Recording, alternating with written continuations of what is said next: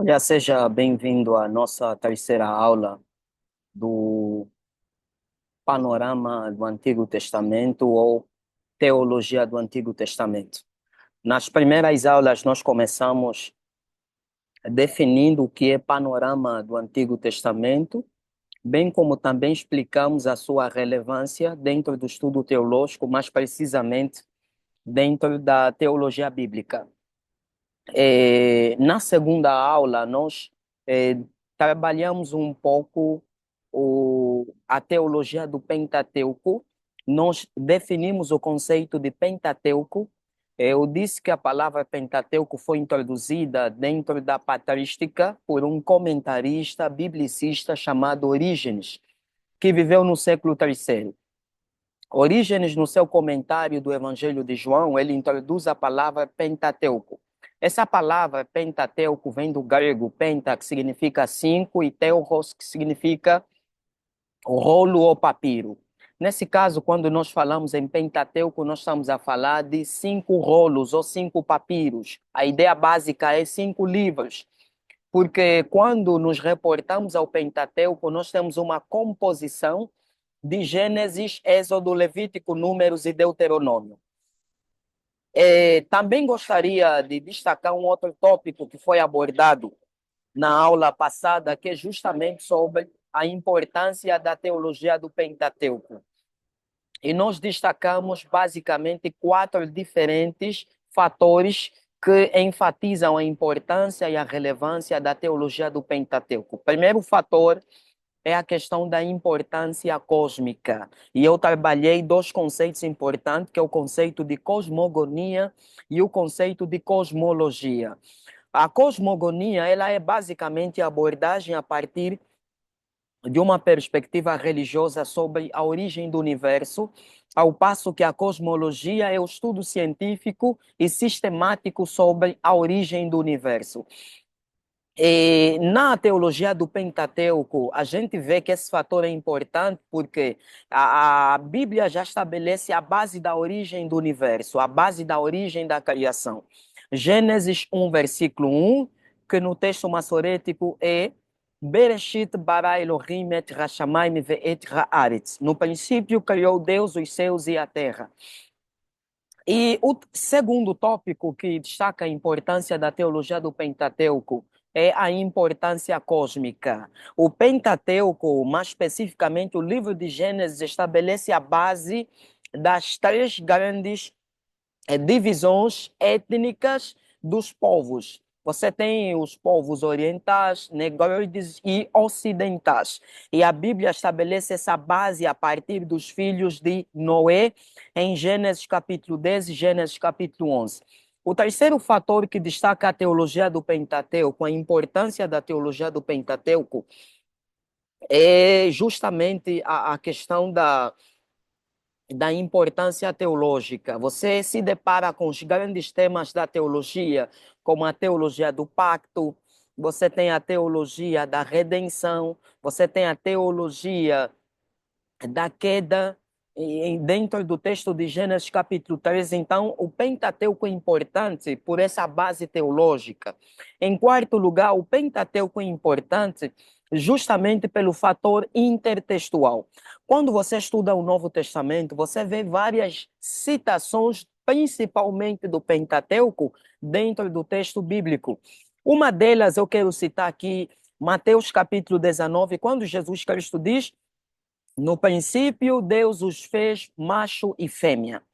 E terceiro tópico que nós estudamos é justamente a questão da divisão da Bíblia hebraica. A Bíblia hebraica ela está didaticamente subdividida em três partes. Você tem a Torá, que corresponde aos livros de Moisés, você tem os Navim e você tem os Ketuvim, que eu abordei detalhadamente na aula passada. O outro tópico é justamente sobre a questão da teoria da hipótese documentária. Como vimos que essa teoria foi sistematizada por Julius Windhausen, que sistematiza então essa teoria chamada JEDP, que trabalha com a pesquisa de que o Pentateuco teria várias fontes autorais. Dentre elas, você tem a fonte eloísta, a fonte javista, a fonte sacerdotal e a fonte deuteronomista. E para mais detalhes, eu recomendo assistirem à segunda aula. Hoje nós vamos adentrar dentro da estrutura do Pentateuco, que é especificamente a questão de estudos específicos de cada livro.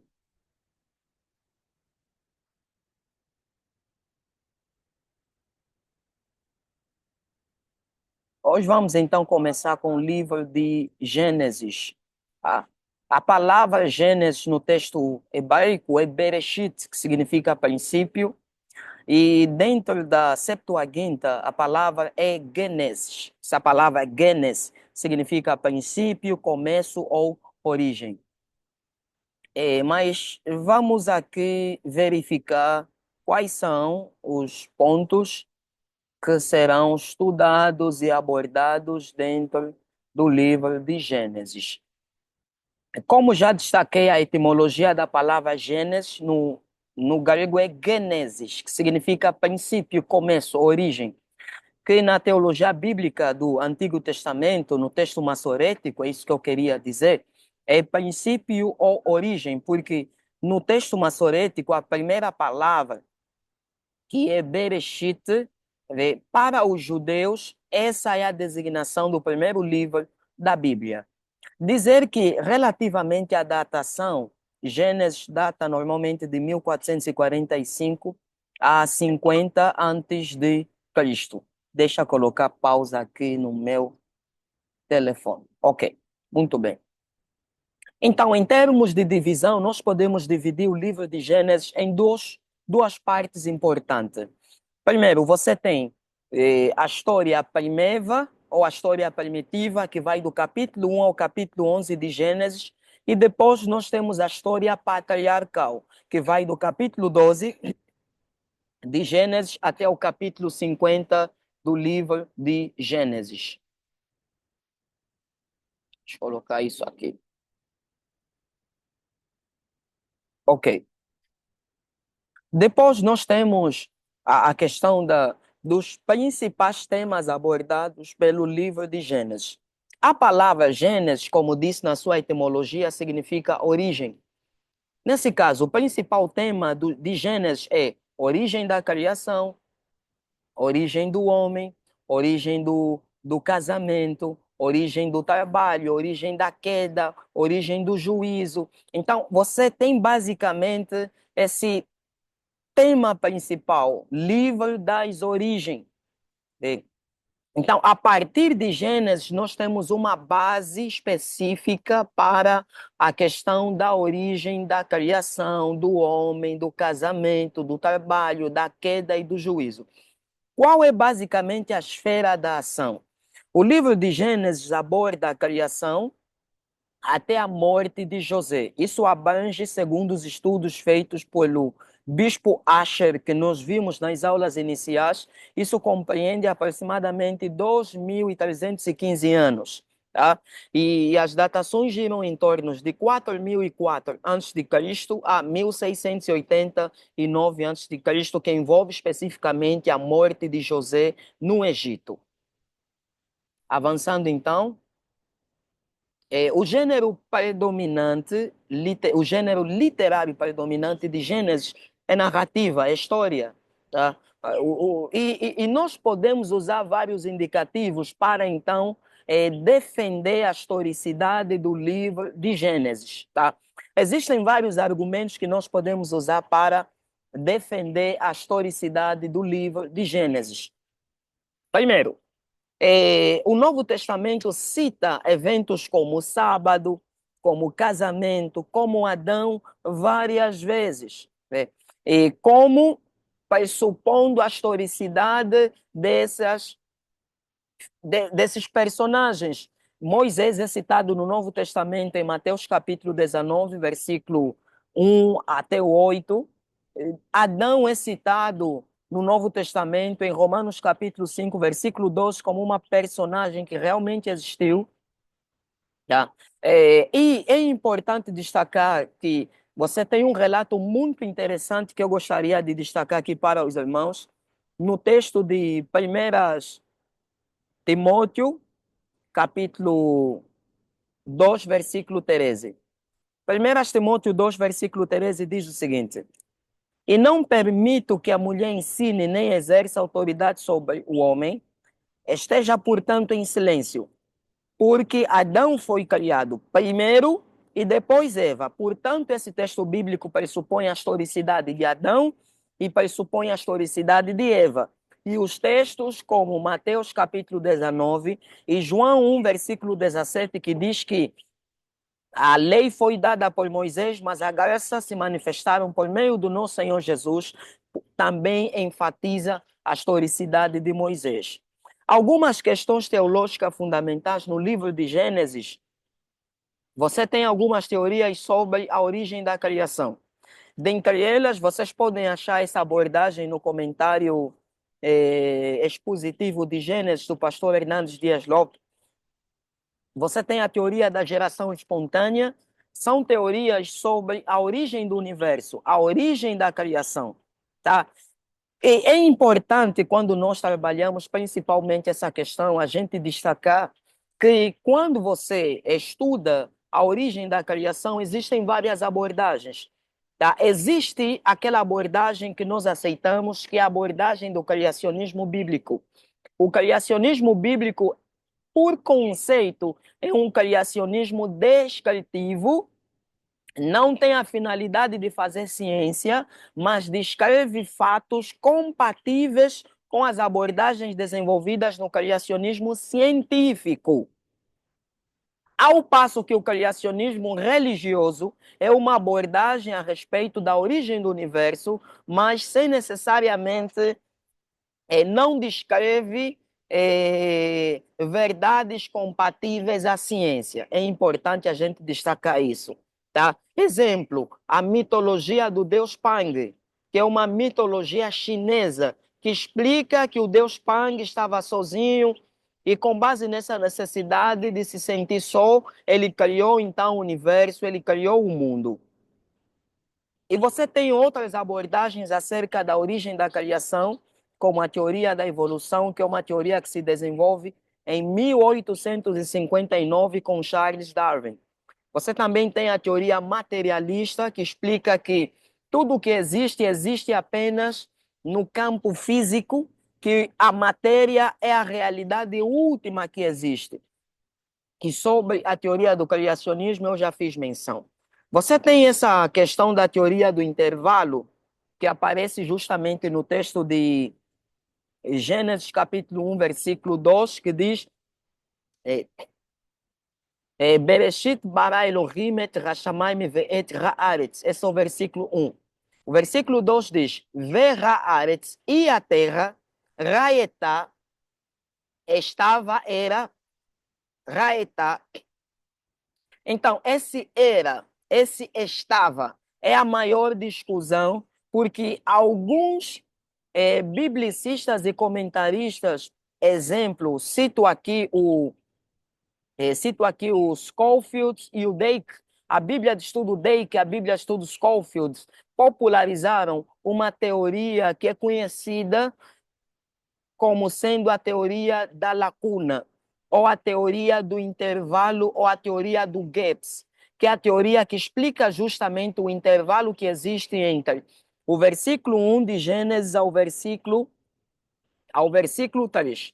E essa teoria diz o seguinte: quando o texto bíblico diz que a terra era sem forma e vazia, esse raetá pode também ser traduzido como tornou a ficar. Ou seja, a terra tornou a ficar. Por quê? Eles, porque houve um dilúvio chamado dilúvio de Lúcifer. Ou seja, houve uma queda chamada queda de Satanás e os seus demônios. E com base nessa queda, então, houve essa grande catástrofe. E Deus teve que começar a reconstruir, e eles aí aplicam o Gênesis capítulo 1, versículo 3.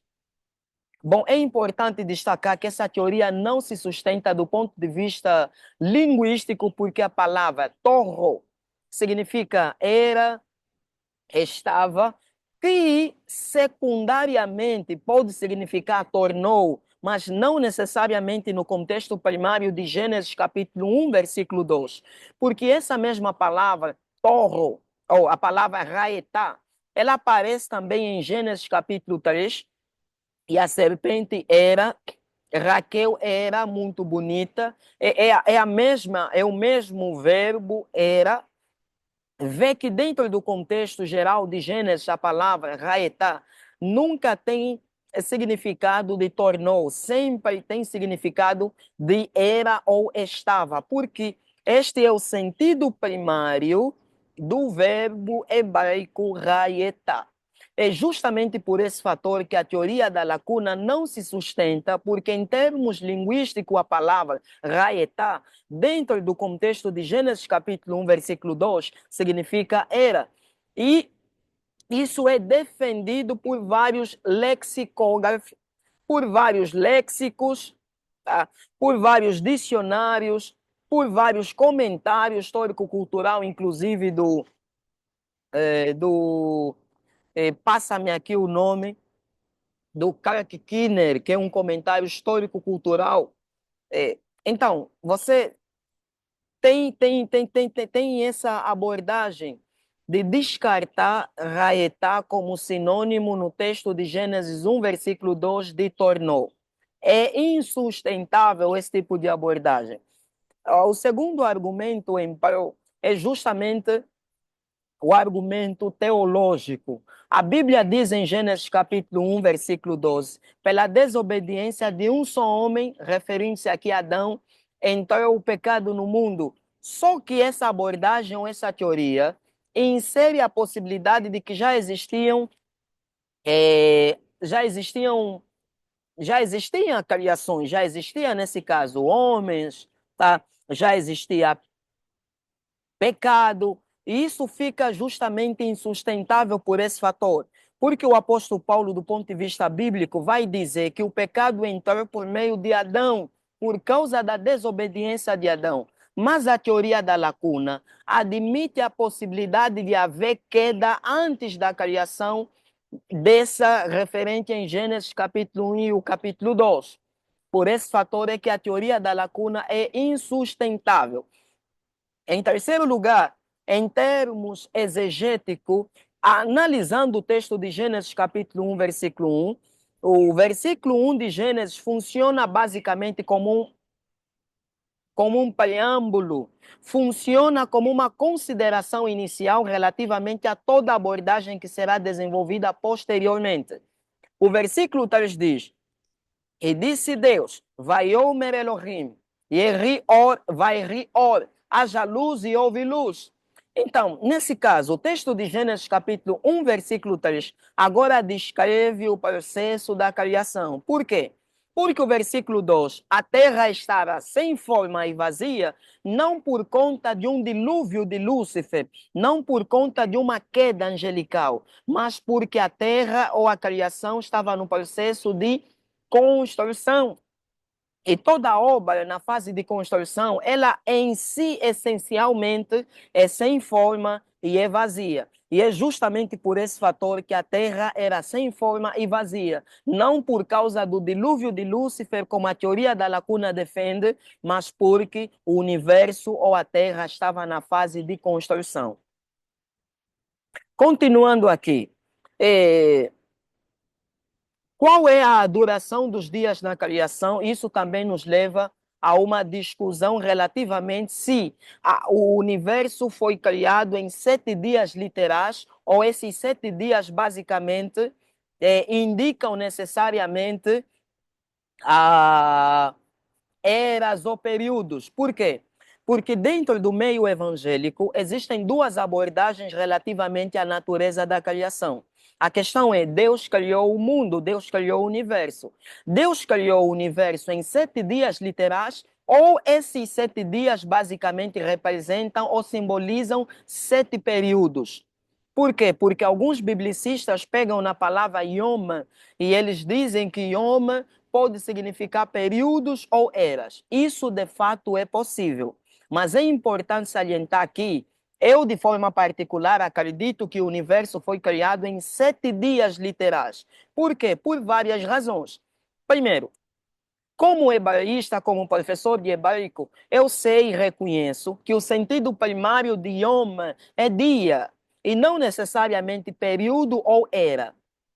Segundo fator importantíssimo é que a palavra olam, que também pode ser traduzido como era, um período indefinido, aparece várias vezes no livro de Gênesis, uma soma, umas 13 vezes aparece. Dentre elas, você tem a palavra em Gênesis 21, versículo 31, a Bíblia declara El Olam. El Olam significa o Deus eterno. Se a palavra Olam estava à disposição de Moisés, por que e por qual razão é que Moisés não empregou o termo Olam para se referir a um período indefinido, se a intenção de Moisés era justamente dizer que o universo foi criado em 7 períodos e não necessariamente em 7 dias literais? E por que que Moisés usou a palavra Yom, que é um termo mais genérico para se referir a dia de 24 horas? Essa é uma questão muito importante. E existem basicamente vários fatores que atestam que Yom, dentro de Gênesis capítulo 1, compreende dia de 24 horas e não período ou era. Primeiro fator é o fator lexicográfico. Se você pegar em quase todos os léxicos do hebraico do Antigo Testamento, você vai perceber que os lexicográficos, eles definem Yom sempre como dia de 24 horas. Esse é um aspecto muito importante. Segundo fator é o fator gramatical. O fator gramatical, primeiro, existem basicamente dois qualificativos em Gênesis capítulo 1 que nós podemos aplicar. Primeiro, o qualificativo numeral. Se você lê Gênesis capítulo 1, a Bíblia emprega dia primeiro, dia segundo, dia terceiro, no dia quarto, no dia quinto, no dia sexto e no sétimo dia o Senhor Deus descansou. Então aqui nós temos um qualificativo numérico que atesta que homem, em Gênesis capítulo 1, é dia de 24 horas e não era ou período.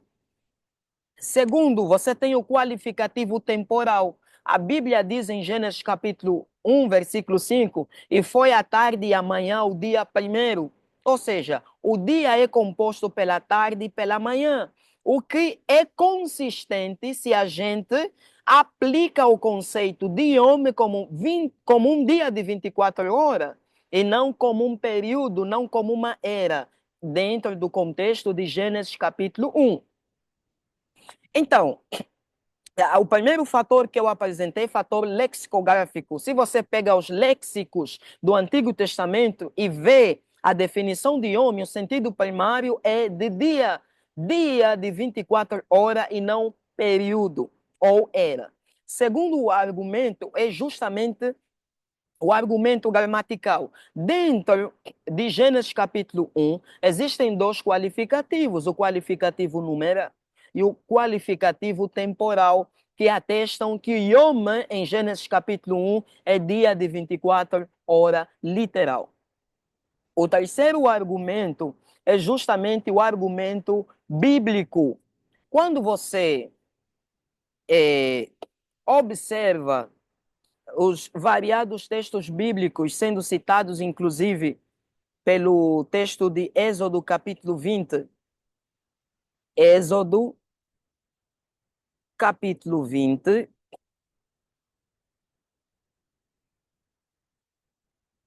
Êxodo 20, versículo 8. Vê o que Moisés diz. Lembra-te do dia do Shabat, sábado, para santificá-lo. Trabalharás 6 dias. Aqui a palavra dia é Yom, dia de 24 horas. E neles trabalharás 6 dias, e neles realizarás todos os seus serviços. Contudo, o sétimo dia da semana, aqui Shabua compreende uma semana de 7 dias literais. É o Shabat, sábado consagrado a Yahweh, teu Deus. Versículo 11. Porquanto em 6 dias eu, o Senhor, fiz o céu, em 6 dias o Senhor fez o céu e a terra, o mar e tudo o que há neles, mas no sétimo dia o Senhor descansou. O que significa isso? Nós temos aqui o argumento bíblico, ou seja, existem textos bíblicos que indicam em variados textos, como Marcos, onde Cristo cita justamente esse texto bíblico também, em Mateus capítulo 12, que a criação foi feita em 6 dias literais. Existem vários textos bíblicos. E o outro argumento é o argumento intertextual. É o Gênesis dentro de outros textos bíblicos. Exemplo, a Bíblia diz, no texto que eu li, em Êxodo capítulo 20, versículo 11, que Deus fez a criação em 6 dias literais. Ou seja, não é possível a gente dizer que Deus fez o universo em 7 eras, em períodos indefinidos, mas existem vários indicativos. Primeiro fator é o fator lexicográfico, segundo fator é o fator gramatical pelo qualificativo temporal e pelo qualificativo numérico. Terceiro fator é o fator bíblico. Existem textos bíblicos que indicam que o mundo, o universo foi criado em 6 dias literais. O quarto fator é o fator intertextual, é Gênesis sendo analisado em outros textos bíblicos, no caso Êxodo capítulo 20, versículo 11, ele faz uma citação direta de Gênesis capítulo 1, capítulo 2, que Deus criou o mundo, o universo, em 6 dias literais. Tá? Então, isso é fato. E é importante destacar que na história da igreja, um dos pais da igreja, chamado Agostinho, Agostinho era um excelente teólogo, um excelente pregador, mas era um péssimo exegeta. Tá? Por quê? Primeiro, o Agostinho, o bispo Agostinho não conhecia as línguas originais, não conhecia o grego, não conhecia o hebraico, de tal modo que ele solicita até a versão de Jerônimo, a Vulgata Latina. Então, esse aspecto é importante a gente destacar, que foi Agostinho quem introduziu essa ideia de que o universo foi criado em períodos indefinidos e não necessariamente em 7 dias literais.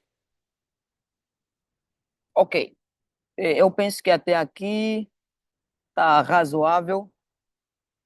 Vamos também verificar a questão do dilúvio. O dilúvio foi universal? Bom, é claro que o dilúvio foi um evento universal e isso é referenciado não apenas dentro do texto bíblico, mas também a epopeia de Gilgamesh faz referência a um dilúvio que foi universal. Portanto, existem literaturas extra-bíblicas ou literaturas afora, tá? Que atestam a historicidade do dilúvio e que defendem a universalidade do dilúvio.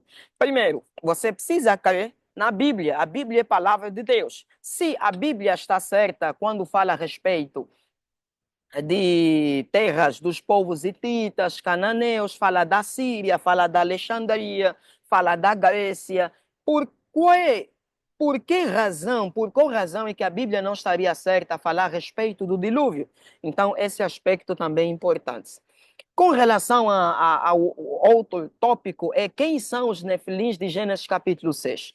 Eu penso que os irmãos já viram que esse é um assunto extremamente vasto, tá? E não tem como você esgotar em todos os pontos aqui em Gênesis. Quem são os nefilins de Gênesis capítulo 6? Primeiro, é importante salientar que essa interpretação de que os nefilins são os filhos, tá? São os gigantes, são os filhos dos anjos caídos que se envolveram sexualmente. Essa é uma interpretação mitológica e lendária que se desenvolveu no século III, tá? Mais precisamente nos anos 300 antes de Cristo, no período intertestamentário, à luz de um livro pseudepígrafo chamado Testamento dos 12 Patriarcas. Então, é a partir desse livro que se desenvolve a chamada interpretação, que vê os filhos de Deus em Gênesis capítulo 6 como sendo anjos caídos. tá? Mas essa interpretação bíblica não se sustenta exegeticamente e teologicamente. Primeiro, eh, quando nós pegamos o texto de Gênesis capítulo 6 e a gente estuda, o versículo 6 diz que os filhos de Deus tomaram para si aquelas que eles escolheram. A palavra tomar aqui no hebraico é lakar, que pressupõe casar oficialmente. E a Bíblia declara, em Mateus 22, versículo 30, que anjos não se casam e não se dão em casamento. Mas a palavra tomar, que aparece no texto de Gênesis capítulo 6, 3, no texto original implica casar oficialmente. E já descarta a possibilidade desses filhos de Deus serem anjos. Esse é o primeiro fator. Segundo fator, existe uma avaliação da descendência ou da genealogia de Gênesis capítulo 5 e de Gênesis capítulo 6. A genealogia de Gênesis capítulo 5 faz referência aos filhos de Caim. E a diferença é que os filhos de Caim não são contados os anos de vida que eles viveram. Ao passo que os filhos de Sete em Gênesis capítulo 6, são contados capítulo 5, perdão, são contados os anos de vida em que eles viveram. Então, esse detalhe é importante. Em Gênesis capítulo 4, nós temos a descendência de Caim, e em Gênesis capítulo 5, temos a descendência de Sete. A de Sete corresponde à descendência dos filhos de Deus, e a de Caim, à descendência dos filhos do mundo, vamos assim dizer, do diabo, tá? Só existem esses dois qualificativos. Ou você é filho de Deus ou você é filho do diabo. O terceiro argumento usado também é o argumento contextual. Quando você lê todo o texto de Gênesis capítulo 6, a Bíblia declara que o Espírito do Senhor não contenderá para sempre com o homem. E todo o contexto gira em torno do homem e não dos anjos ou de um ser espiritual no texto. Todo o contexto de Gênesis capítulo 6, se você ler, gira em torno do homem. O texto diz: não contenderá para sempre o meu espírito com o homem, porquanto o homem é carne, os seus dias serão diminuídos, tá? E o versículo 12 diz: toda a carne havia corrompido o seu costume. Isso só é possível se o contexto diz respeito a homens e não a anjos. O outro argumento é que no versículo 8 aparece uma conjunção adversativa. O versículo 8 diz: Noé, porém, nós sabemos que essa conjunção contrasta a situação. Isso implica dizer que, apesar daqueles se corromperem, Noé, porém, não se corrompeu. Portanto, o texto bíblico diz respeito a filhos de Deus que agradavam a Deus e andavam nos caminhos de Deus, portanto, são homens, e aos filhos dos homens, que refere-se àquela geração que não tinha compromisso com Deus. E o versículo 4, possivelmente tu, quando lês, a Bíblia declara: já havia gigantes. O texto bíblico não diz que esses nefilins são consequência da relação sexual dos filhos de Deus com as filhas dos homens, mas o versículo diz no texto hebraico que esses gigantes já existiam, já haviam muito antes de haver relação sexual. E um fato interessante: se o dilúvio destruiu toda a criação, como se justifica o aparecimento dos gigantes em Números capítulo 13? Como se justifica isso? É porque são homens e não necessariamente anjos. E o outro argumento, é importante salientar que a palavra Bnei Ha-Elohim, que é filhos de Deus, dentro do contexto bíblico de Gênesis, refere-se a homens. Mas dentro do texto de Jó 1, versículo 6 e Jó 2, 1, Salmos, refere-se a anjos. Por quê? Por causa do contexto, tá? Inclusive a Septuaginta, que é a versão grega do hebraico para o grego, já traduz Jó 1, versículo 6 como os anjos de Deus. Ou não traduz ruios tuteus, como aparece em Gênesis capítulo 6, versículo 1. Mas traduz em Jó 1, versículo 6 como angelos tuteus, ou seja, os anjos de Deus. Porque pelo contexto vê-se que os filhos de Deus de Gênesis capítulo 6 refere-se a seres humanos, mas no contexto de Jó 1, versículo 6 e 2, 1, refere-se aos anjos e não aos homens. Então, pelo contexto, fica claro. Tá? Esse é um assunto extremamente vasto, mas como nós teremos uma aula de dúvidas especificamente sobre esses tópicos, aí a gente pode, se calhar, ampliar e detalhar mais. E aqui nós temos a importância teológica de Gênesis. Primeiro, Gênesis é importante para explicar a existência de Deus. Bereshit bara Elohim et hashamayim ve'et haaretz. Elohim aparece aqui, tá? E o nome Elohim faz parte dos chamados nomes genéricos de Deus. Elohim é um nome que aparece 2.500 vezes em todo o Antigo Testamento e aplica-se tanto a Deus, aos deuses pagãos, aos juízes e aos poderosos. E o texto de Gênesis, ele já pressupõe a existência de Deus, ou seja, a existência de Deus é um fato indiscutível. Segundo, o texto de Gênesis é importante para explicar a origem do homem. O homem não veio do macaco, o homem não é resultado da macroevolução desenvolvida ou defendida pela teoria da evolução de Charles Darwin. Tá? Então, o texto de Gênesis explica a origem do homem. O homem veio de Deus. Gênesis 2:7 diz: E formou o Senhor Deus o homem do pó da terra, e o homem passou a ser uma alma vivente. O livro de Gênesis também tem como propósito explicar a origem da primeira família. Você tem Gênesis capítulo 2, versículo 18 a 24. A primeira família que Deus estabelece no jardim do Éden. E o livro de Gênesis também explica a origem do mal. Tá? Gênesis capítulo 2, 16 a 17 diz: E ordenou o Senhor Deus ao homem, dizendo: De toda a árvore do jardim comereis livremente, mas da árvore do conhecimento do bem e do mal, dela não comerás, porque no dia em que dela comerdes, certamente morrereis. Ou seja, o mal passa a existir a partir do mau uso da liberdade do homem. Tá? E isso a gente vai ver bem melhor na chamada Teodiceia. O propósito do livro de Gênesis também é explicar a redenção. Você tem Gênesis capítulo 3, versículo 15, que é um texto bíblico que eu já comentei várias vezes, que fala a respeito do proto-evangelho, da semente da mulher, que é o Messias que se manifestou, que desfez o império da morte, à luz de Hebreus 2, versículo 15. 14, perdão. E o propósito do livro de Gênesis também é explicar o julgamento divino. Então, Gênesis é importante porque explica o primeiro julgamento divino, tá? Isso mostra claramente, isso revela claramente que Deus não compactua com o pecado. Deus pune o pecado, Deus é justo, Deus é um juiz justo e Deus pune o pecado. E os textos bíblicos foram aí referenciados, tá?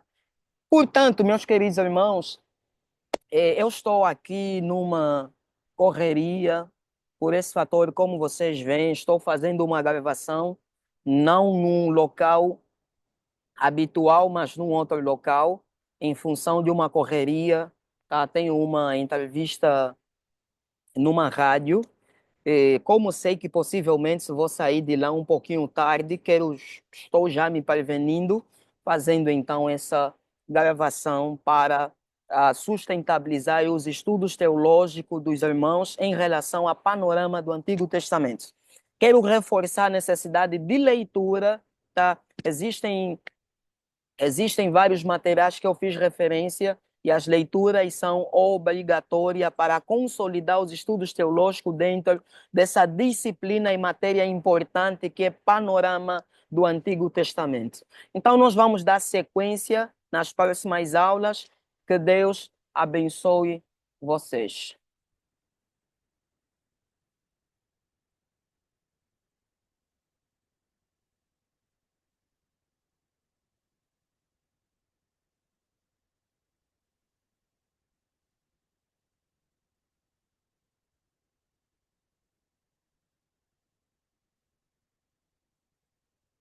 Tem de mosquito, ó.